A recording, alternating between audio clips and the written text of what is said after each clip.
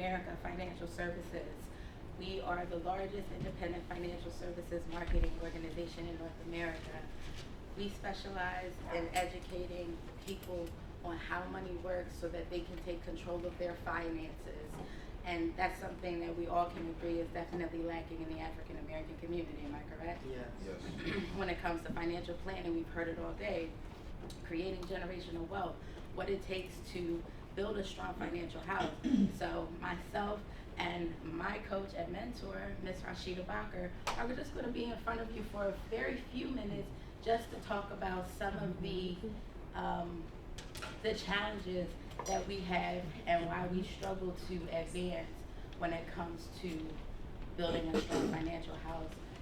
And a lot of it is due to lack of knowledge. So I'm also going to be walking around. I'm going to kind of let Rasheeda get started. I'm going to walk around and pass out some brochures. In the event that you would like to schedule some one-on-one time where you can actually sit down and learn how to implement these things and put them into place. Rachel did a fantastic job, and definitely with budgeting, but we really need to know what to do with the money and how to put those things in place. I am going to be walking around, and you can let me know if you would like to be contacted. We do in-person as well as Zoom consultations so that you can get on track. So I'll let Rasheeda take it away. So good afternoon. I want to wear on you. I know you've been here for a while, and so we're going to keep it short. Really what I take from a lot of the speakers today is really talking about financial independence. Yes, it's good so that we're not overspending, but ultimately our financial goal is to have an income that comes in outside of our skin and bones. That's financial independence. Jasmine asked someone, what's your number? If your number is 5,000 a month, 10,000 a month, 8,000 a month, 3,000 a month, we're financially free and independent, even if we're not debt free, but we're financially free when we own something that pays us that money just because we woke up in the morning. And we heard about it with real estate. Jasmine talked about it. What's a bill that she can assign to a house? That house is going to generate the money just because she wakes up in the morning. And the thing about generational wealth is that goes on to the next generation. Imagine you own enough real estate that pays you 8, 10, 12 grand a month. You know, you're making 6 figures. If your bills are paid, and then you're financially independent. I don't do hard assets from a standpoint. I'm licensed with the paper assets, so I do the mutual funds and I do investments and Roth IRAs, so that our job really is to have a cup and fill it up, and we live off of what spills over the cup. All right, and then it's our job to pass the cup to the next generation.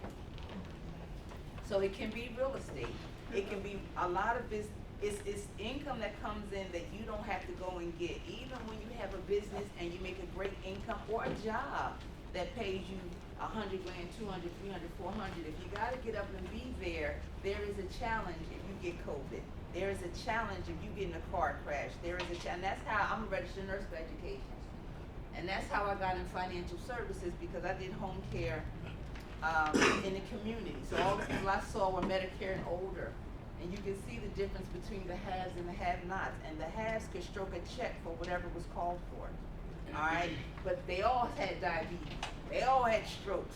They all had bed sores. They all had the same disease processes and illnesses. But the haves could stroke a check for whatever. And it didn't matter. I know the gentleman asked before, I need to see it. Sometimes you see multimillionaires walking in Walmart with flip-flops. Sometimes the multimillionaire is driving the F-150. You know, and so it's our relationship with money in our community that makes us think we need to see it on a person. And we like light stuff, and we will drip like the faucet, you know what I mean? And there's nothing wrong with that, but it is a challenge if that's all we have representing our money, our financial status. That's the problem, and so forth. And so success has a language. If you read any self-development books, you're going to hear the same kind of things going on. The gentleman back there, he said, when I mentor, we talk about character. It's a book called How to Raise Your Income. It's a Napoleon Hill book. And the book is almost 300 pages. He doesn't mention money until page 260. And the biggest bulk of that book talked about how you do people, how you treat people. Where do you think you're gonna get the money from? If they don't like you, you know what I mean? If there's a problem with character, then it's so. What I'm saying is that when you read anything with success, whether it's your health, whether it's your money, whether it's relationships, when you read anything with success, all the topics will have the same themes. And so we were talking earlier about financial success, and some of the same things, this is on my iPad, but just so you can see it, is that it talks about the things addressing budget is in here. Or Will, you can teach your children, and we want to teach our children, but Jasmine said my daughter knows what to do with the real estate because she's modeling it. Right? She's modeling it. She's doing it in front of her daughter. But she also has the lawyers, and it's set up in a trust because she's not going to trust the second generation to pass it to the third, fourth, and fifth. In some of our counterpart communities, they're playing for the sixth generation. They've already got generations 1 through 5 covered, but they're playing for the sixth generations. And so what we do with our company is we sit down and we do one-on-one. It's definitely, as it was mentioned earlier, it's led by what you want. When do you want to retire? When do you want to not have to get up and go exchange time for money? I was a nurse, like I mentioned, and I was a per diem nurse. I made 6 figures, but I had a broken foot, 6 months pregnant. And I didn't get paid, I got paid more than the staff, but there was no benefits to it. And I knew immediately, and that was my mantra. I didn't know terms like passive income. I didn't know terms like that, or financial independence and what it meant. But I did know that I wanted a massive passive income that came in outside of my skin and bones. And that is really the definition of financial independence. It's as big as you want it to be, but as long, they say wealth is measured in time. Like if you, yesterday was the last day you worked, how long would you last? Wealth is measured in time. And I had to be in an environment that kept talking to me like that, so I could share that with our community, because Wall Street doesn't come bouncing down our blocks. Wall Street doesn't sit down with us when you don't have the right kind of net worth or you don't have the right kind of cash flow. They don't walk down our community blocks and teach us these things in conversational ways that make sense and is not talking over our head and in a language only they understand. And so that's what our company does. My job is to set up people in entrepreneurship in financial services, get them licensed, trained, and developed, and put a team of licensed professionals under them, so that we can have impact on an office on every corner that speaks to our community, to show them how to get involved in wealth building activities and to put it in places. So on the services side of what we do, we use certain tools to help that through financial education. Some of the things we talk about is life insurance. It was briefly mentioned earlier. But from our standpoint, our life insurance is an instant estate. If you didn't live long enough to build one, then that check should be an instant estate. I'm in the middle of paying a death claim now, $443,000. Young lady worked at Amazon, and I think she was paying like $80 a month for that. And came home, Amazon has weird hours, came home 3 o'clock in the morning, her car just went off the highway into some trees. And so I'm bringing a $443,000 check to her 76-year-old mother to raise her 6-year-old son. And then I showed her mother, I said, if you just take $300, go below $150. I don't care what you do with it. You know what I mean? But you got to give people some, I think she said retail therapy was a bad word, but if I take all your money, you're going to want to take some of it back, because you're going to pay everybody and you're going to do some stuff to feel better. But just $300,000 in an investment that gets off 9% will produce for her somewhere around $2,500 a month. That's helpful to raise a 6-year-old. And then we keep that money growing in investments, so that when he's 18, that account will be somewhere around $600,000-$700,000. Now, yeah, we need some lawyers, and we need some trusts, and we need some wills, so it's not evaporated by the time he starts having his children. But that's not a language we have in our community. We don't have those conversations at our dinner table, because our parents didn't do that. And our grandparents didn't do that. Not because they didn't love us, but again, the people and the entities who know how to structure that, even with $25 a month, They don't come down our neighborhoods. And so while our parent company is not overly melanated, only about 25% of our leadership is, they have subgroups, women in this company, African Americans in this company, Hispanics in this company, because who better to serve your community than us, right? We can have a conversation that makes sense and it's not over people's heads. So on the services, so the foundation, we always talk about just life insurance, because we can all walk out of here and get into a skid and get in a car crash and we all die today. Is there an instant estate coming to your family? Or do we already have one that will immediately transfer to them? That's why we talk about life insurance being the foundation to a financial house. And then from there, we do talk about budgeting. People always say, I don't have no money. Yeah, you got the chicken wings and pizza money. You know, we know everybody has, you go and, Target for 2 things, you come out with 3 bags. We all do that. So there are money. I mean, $200 a month at 12% in 30 years, you're a cash millionaire. Tell some time and consistency. $1,000 a month at 10%, you're a cash millionaire in 20 years. So those are the kinds of things. It's something called the rule of 72. Anybody ever heard of rule of 72? It's the way that compound interest works. And so we talk about putting money, not necessarily in savings, because if I put money in the bank, whatever I put in that bank is what's going to be there next year, next 5 years, next 10 years, because there's not much interest on the bank. If you Google the average checking and savings account, you don't even have to put a bank name in. It's less than 1%. This is the rule of 72. It's some literature. Well, I think Letha gave out a lot of it, so it might be even in your brochures, but it just says wherever you put money and you get interest, if you divide that interest number into the banking number of 72, it'll tell you how often your money will double.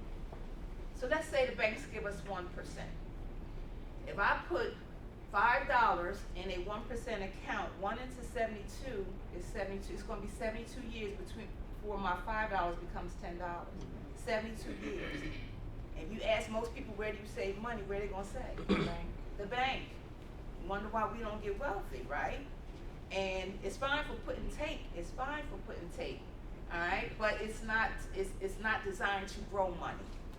And so we show people how on the paper asset side how to grow money.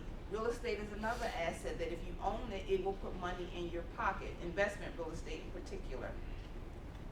And so wherever you can put money that's designed to give you a monthly paycheck, that's how you build financial independence. And that's what we help our families do. Obviously, debt elimination, because the rule of 72 works with Visa too. What's the average credit card rate? 19%. Divide that into 20, and that's how Visa makes their money from us. So it's the rule of money. It's what compounding interest is. And so we sit with families and we ask them, what is it you're going? And sometimes it isn't enough money in the house. We see champagne dreams and it's beer money. And so we do talk to families about helping them make additional income as well.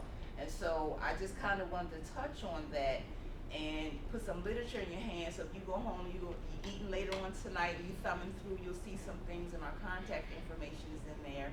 And then Letha has a clipboard that you can put your contact on. And again, if we miss each other, we'll be able to reach out to one another and sit down one-on-one. It's very generic, because I usually have a PowerPoint, but even then, it's sitting, all of these are just educational theories that work, that we put in place, but how does it apply to you is based on what it is you want and when you want it, and so forth. And so Letha's going to come up, she's going to talk about one of these levels a little bit more on the life insurance piece, which is the foundation. It just talks about if you don't live long enough to build the estate, the life insurance check should be an instant one. She's going to touch base on that, and I'll take the clipboard. Okay, it's right there. Okay. So I'm going to be extremely brief, because I think she talks about what it looks like to build a strong financial house. Life insurance, as Rasheeda said, is the foundation to building a strong financial house. Because while I'm saving, while I'm investing, while I'm growing money, if God forbid something happens, what happens to my family, right? We have all seen a GoFundMe. We have all seen people pass away. We've seen celebrities pass away, and there is no money, right?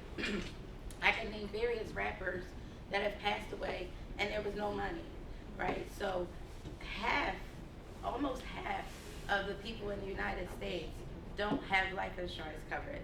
a large percentage of that 48% is us, right?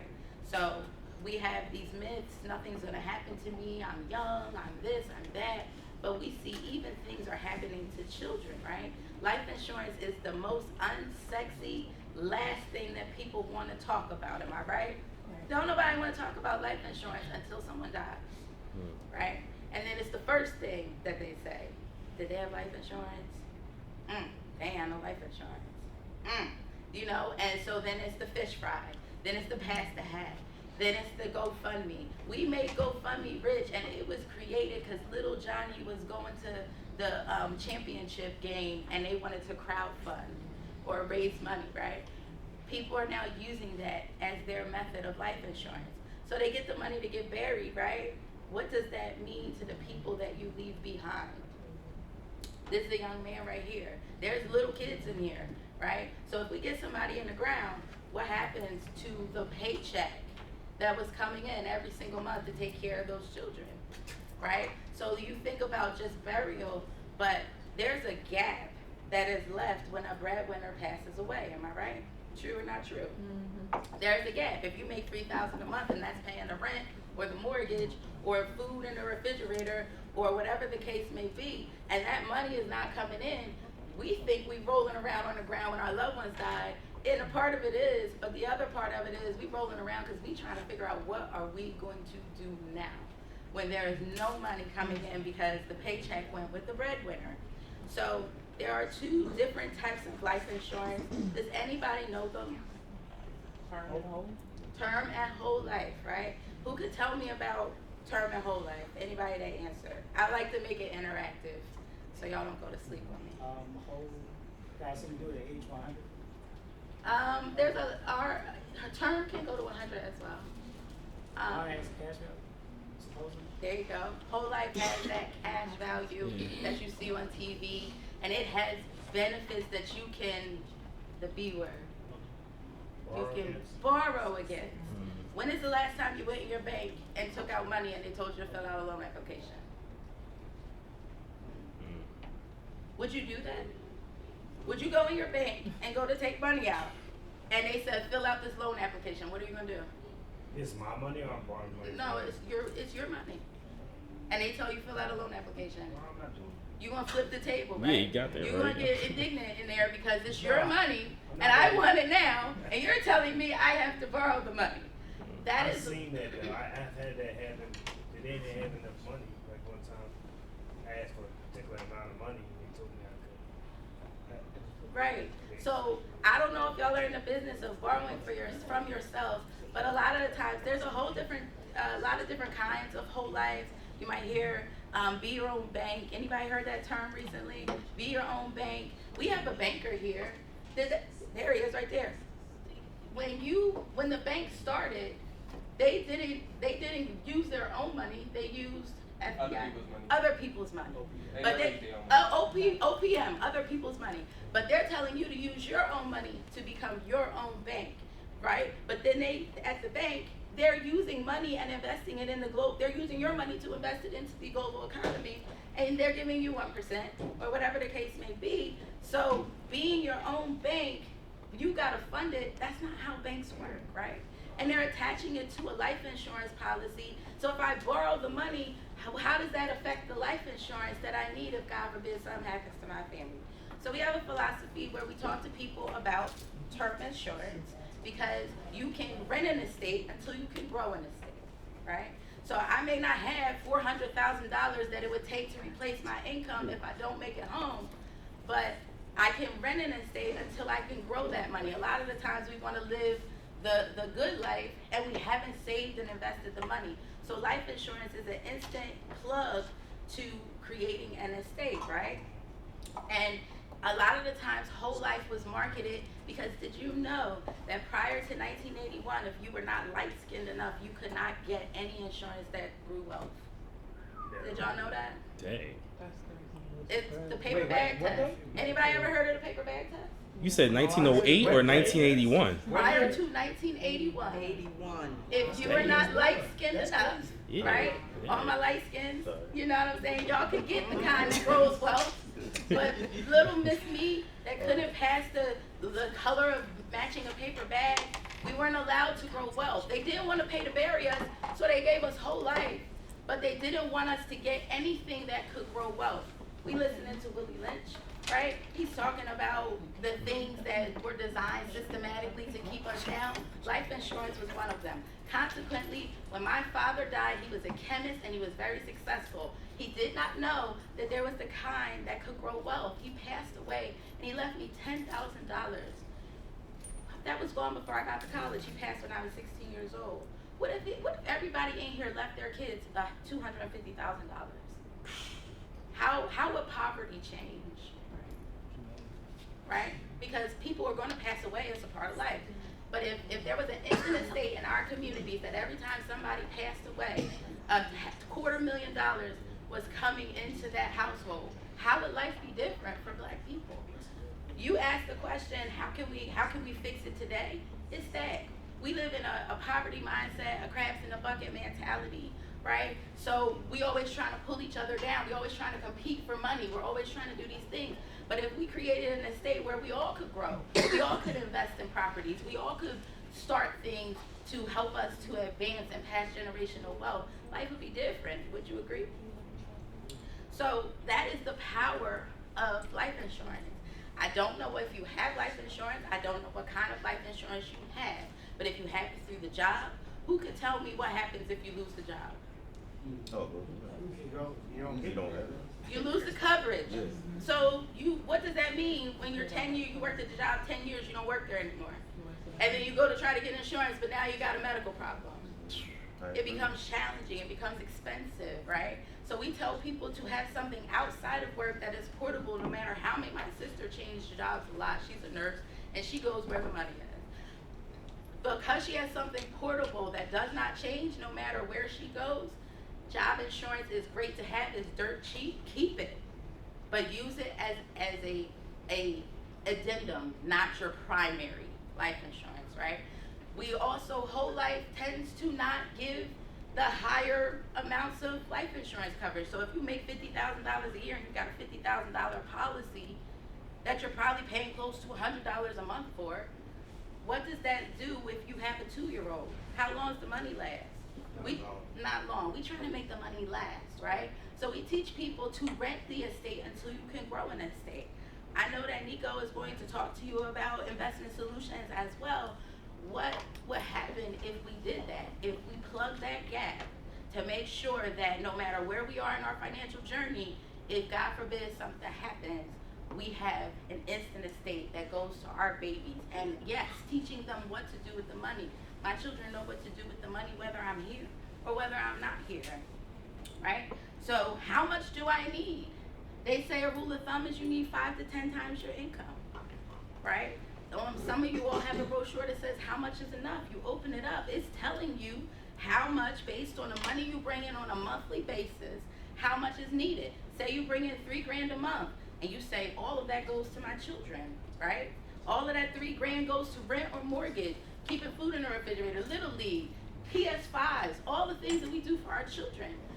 Times it by 12 months and times it by the youngest child you have.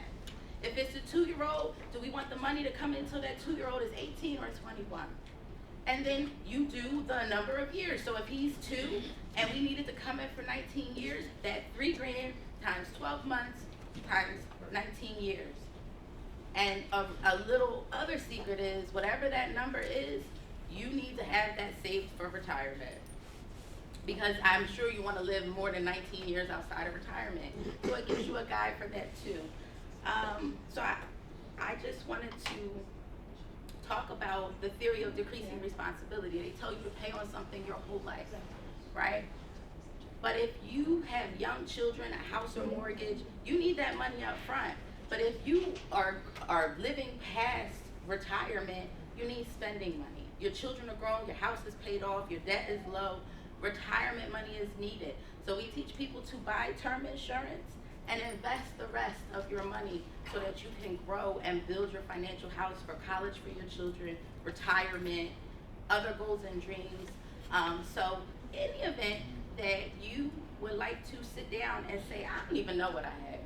I know I got it at the job. I think my parents got a policy on me, which that's another thing. If you have your parents having a policy on you, 9 times out of 10 it's just to get you buried. It's not going to leave a legacy for your children. So whatever it is that you have, sit down with someone and get a second opinion. Do I have enough? Is this going to make sure that my family is taken care of? I know you love your families, right?